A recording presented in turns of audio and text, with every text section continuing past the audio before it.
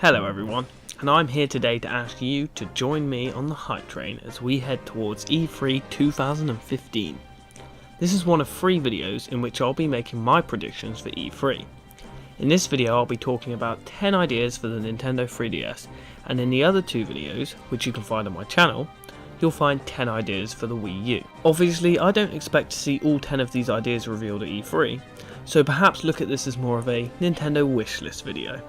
But hey, hopefully we'll see some of these in just 2 weeks' time. Well, let's get on with the show. Number 10. You know, Nintendo have been on a roll the past 3 years when it comes to introducing new characters in series. One of the smaller titles being Dillon's Rolling Western. Currently there are 2 Dillon games on the eShop, and basically I just think Dillon should get its own fully fledged retail adventure game. That, or another eShop title. All I'm saying is, give Dillon a little bit more love. Number 9. Rhythm Paradise has just been announced in Japan, and all I really want is confirmation that the game will be making it out overseas. That confirmation alone will make me pretty happy when regarding to the 3DS to E3. Number 8. Everyone's saying it, and everyone's saying it for a good reason too. We need a new Metroid, and whilst I'd prefer a Wii U outing, I wouldn't say no to a new 2D outing on the 3DS. I recently played through Metroid Fusion and it was an absolute delight. I'm sure whatever the Metroid franchise is taken next, it will be a good one, providing it is actually taken somewhere. Number 7. You know, they joked about it last year at E3, but you know what, Nintendo just need to give us Mother 3 already. It's a game that's pretty much made, they just need to translate it, which I know will take a great deal of time, but they will definitely reap the benefits of it. Once everyone's fallen in love with Mother 3, they can make a new Mother game, right? At number 6, I've got something that I think Nintendo should bring back, a series of some sort. Nintendo need to release a new Game & Watch gallery. The gallery series ran over the Game Boy era, and basically saw a selection of classic Game & Watch games remastered with Mario characters, as well as being able to play them in an original form of course. Now, what if they were to do the exact same thing, but this time the remasterings weren't just restricted to the Mario game, instead the whole of Nintendo's cast? Here are a couple of examples. Chef could see you playing as Chef Kawasaki from Kirby, and in the bottom of the screen you would have Kirby ready to inhale food that you missed. Or the helmet minigame will see you playing as the villager as you try to make it back to your home, as Gulliver's flying over above with parts falling out of his UFO. Not only that, but with the 3DS we can now replicate those dual screen Game & Watch games. Add some amiibo support and you've got a fairly decent package. Number 5. Wouldn't it be cool if we pulled the Pokemon and Me section from the 3DS Pokemon titles and made it into a fully fledged game? What I'm saying is, I'd like a Pokemon pet simulator. Think Nintendogs but with Pikachu and Growlithe and stuff like that. I think you'd be restricted to a certain amount of Pokemon. I'm sure there'd be loads though. Pokemon that could compete in specific minigames. For example, you could have some dog-like Pokemon such as Growlithe, Vulpix, Zigzagoon, that can compete in similar to events found in Nintendogs. You could also get maybe humanoid Pokemon that could compete in different sort of events.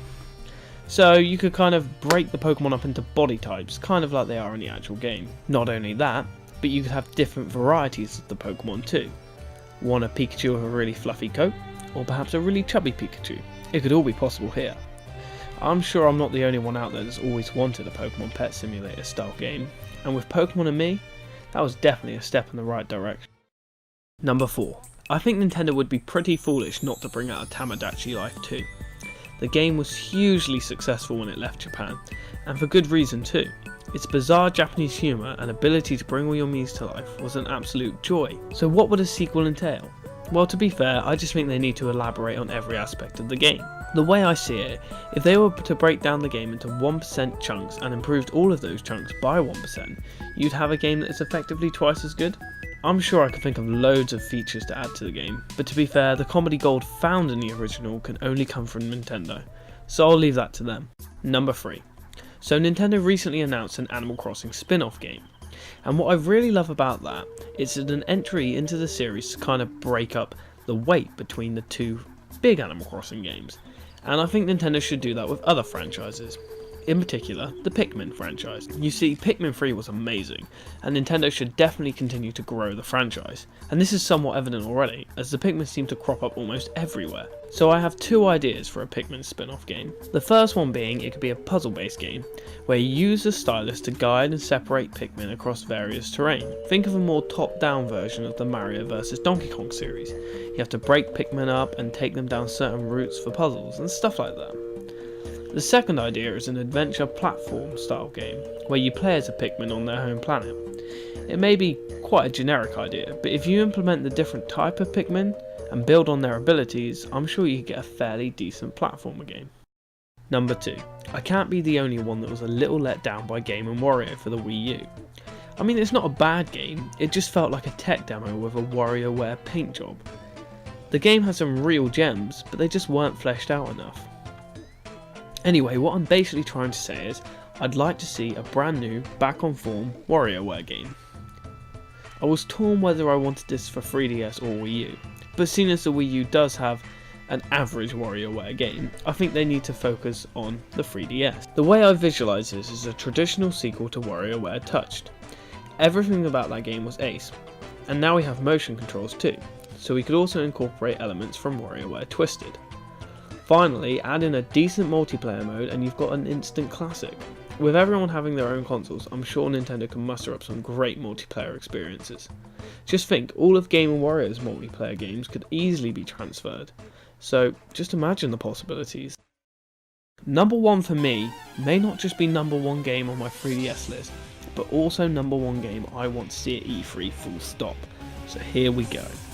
Now, before you all stop watching and just think I'm going to say Pokemon Z, hold on for just 1 minute, or maybe a couple of minutes whilst I explain. This idea is not amazingly complicated, in fact it's very simple.